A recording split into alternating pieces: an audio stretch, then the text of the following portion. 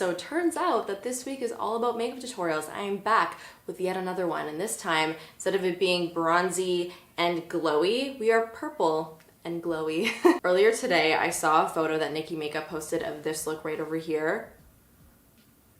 I mean, there's just something about this look that I just think is so ethereal and beautiful. I love that you have these really intense lilac purple eyes, but then the rest of the face is super natural looking. So here we are. This is my version of Nikki's look. Let me know all of your thoughts down below. If you end up recreating it, please, you have no choice. You have to send me a picture on Instagram, send me it on Twitter. I always repost you guys because I just love seeing your cute little faces. All right, so let's get right into the tutorial.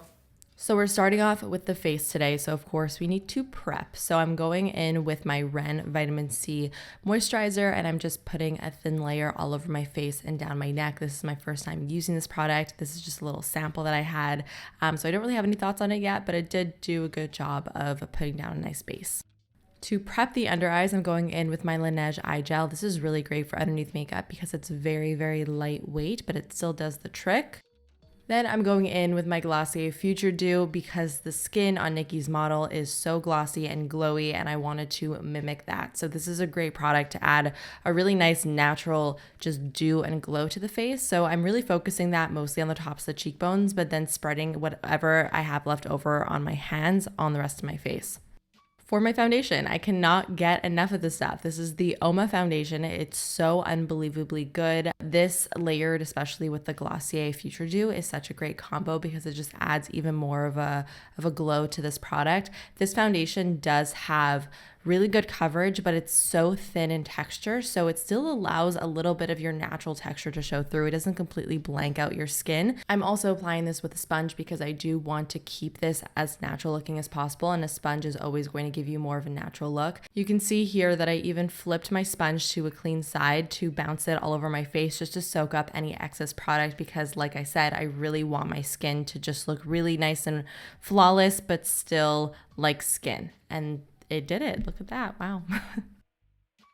Now it's time to start to warm up the skin a little bit. So I'm taking my Tower 28 cream bronzer. This one does have a little bit of shimmer to it, which I wanted to try out with this look because I felt like it would give the skin even more of a glow.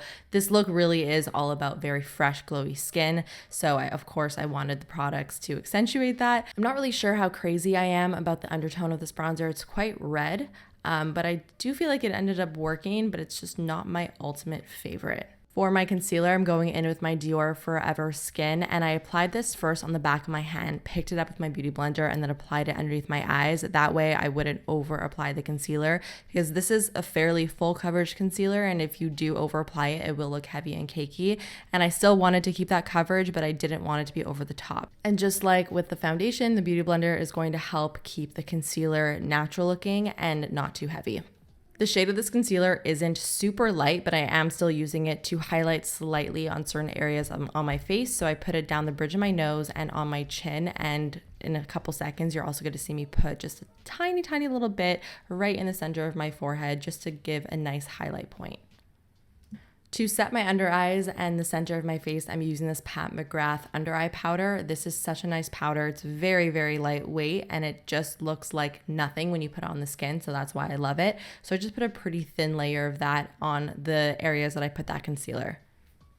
All right, so now we're starting off with the eyes. I'm first going to prime my lids with a liquid eyeshadow. This is the Huda Beauty Matte and Metal Melted Shadow in the shade French Lace. I'm obviously using the matte side here, and I'm just putting a nice thin layer of that all over my lid with a dense but fluffy brush.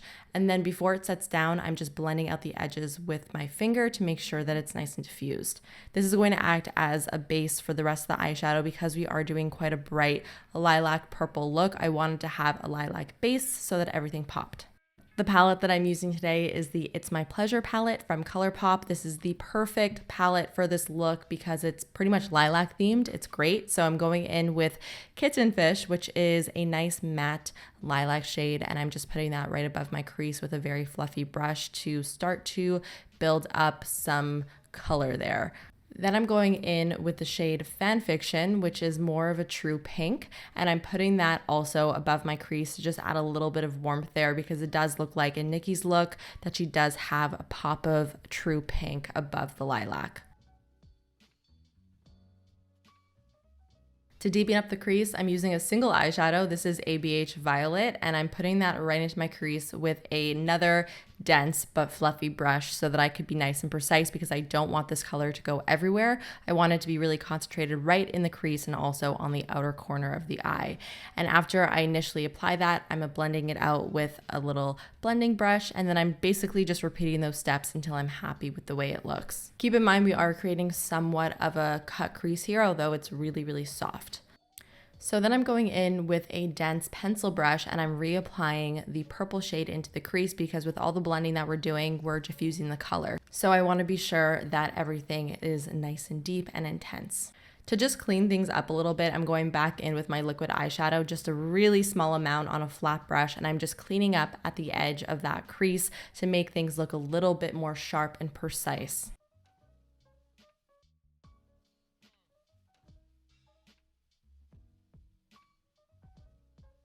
Okay, this is when things get interesting. I'm going in with the shade Mr. Sandman and I'm putting it right in the center of my lid and also kind of right below the cut crease. Nikki's model did have a really gorgeous, almost wet looking effect on the center of her lid, so that's what I'm trying to recreate here. I am going to go in with a couple other things a little bit later to really enhance that, but this is what we've got going on so far. Then I am going in with a pencil liner. This one is from Pat McGrath, and I'm just lining my upper lash line with this just to add a little bit of definition there. I wanted this to be really soft. I didn't want the liner to be the focus, so I'm going in with a little smudger brush just to soften it, and I'm even pulling it out a teeny tiny bit to wing out the shape just to enhance the shape of my eye. To be honest, I kind of regret putting that liner on my upper lash line. I feel like I would have preferred the look without it, but can't go back. So I just went with it and it did turn out okay in the end.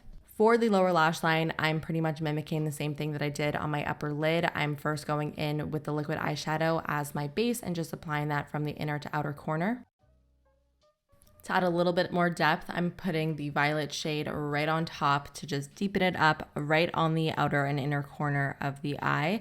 And then I'm going in with the same shimmery shade that I applied in the center of my lid and putting that right in the center of my lower lash line. Now I did feel like all the highlight points needed more of a pop, so I went in with this MAC Dazzle Shadow liquid in the shade Diamond Crumbles, and I just applied that on the inner corner of the eye, on the center of the lid, and also right in the center of my lower lash line just to add a little bit more of that shine. And I really, really love the effect that this gave. I feel like it kind of just boosted up the look and made it go to the next level, which is what I was hoping for. You may also notice that I did put this liquid shimmer kind of right below my crease towards the inner corner of my eye, and I really love this placement. I do find that Nikki does this quite often, and it really does help to give a very wet editorial appearance to the eyes, so I really love it. Nikki also had a nude liner on her model, so I did the same. This one is from ColourPop, and of course I just put it right on my waterline. All right, so I did do my brows and lashes off camera. I totally forgot to hit record when I did them, so I'm so sorry that I don't have the clips, but I did just apply my little black dress lashes from Kiss, and then I did my brows as I normally would. Okay, for my cheeks, I am using my Nude 6 cream in Sweet Peach Peony. This is a perfect color to match what Nikki used on her model. I really like that she did use a peach color and not a pink color. I feel like pink would have been a little bit more expected, but the peach I feel like just kind of offsets the purple perfectly. Now, I didn't want to use a dedicated highlighter because I felt like it would be a little bit too intense for this look. So instead, I layered the M Cosmetics Heaven's Glow Faded Clementine blush on top of the cream blush that I already applied, just to kind of add a little bit more of a hint of peach, but mostly to add just a nice soft wash of sheen across the cheek. For my powder bronzer, I'm using my Hourglass Ambient Lighting Bronzer Nude Bronze Light. This is also a powder that has a beautiful soft sheen to it, so it's not going to mattify my skin at all. It's going to continue that nice glow that I've got going on, which is the theme for this look. So I'm just putting that wherever I put that cream bronzer to begin with. Then for my lips, I'm lining my lips with a lip liner that's pretty much the exact same color as my lips. This is from ColourPop and it's called Little One. And I'm also applying a nice peachy gloss on top. This is what Nikki did. And again, I really do like that she didn't go for a pink tone and decided to go for the peach to complement the blush instead. I almost feel like it makes the eyes pop even more because it's the only purple/pink that's going on the face.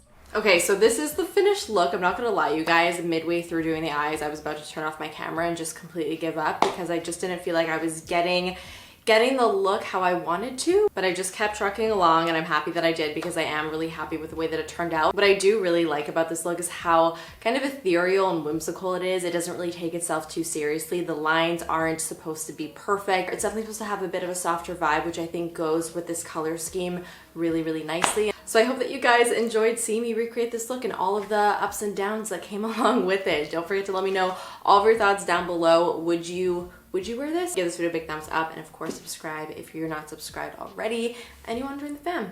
And I'll see you guys in the next one. Bye!